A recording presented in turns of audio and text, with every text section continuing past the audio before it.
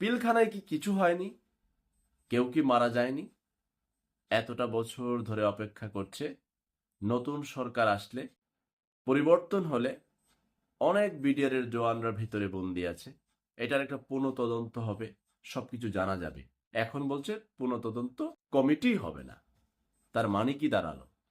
৫৭ জন officer কি, তারা কতটা ট্যালেন্ট ছিল, কতটা ডেডিকেটেড ছিল দেশের প্রতি, সব কি বৃথা? কতগুলো জওয়ান ভেতরে আছে, তাদের কি মুক্তি মিলবে না?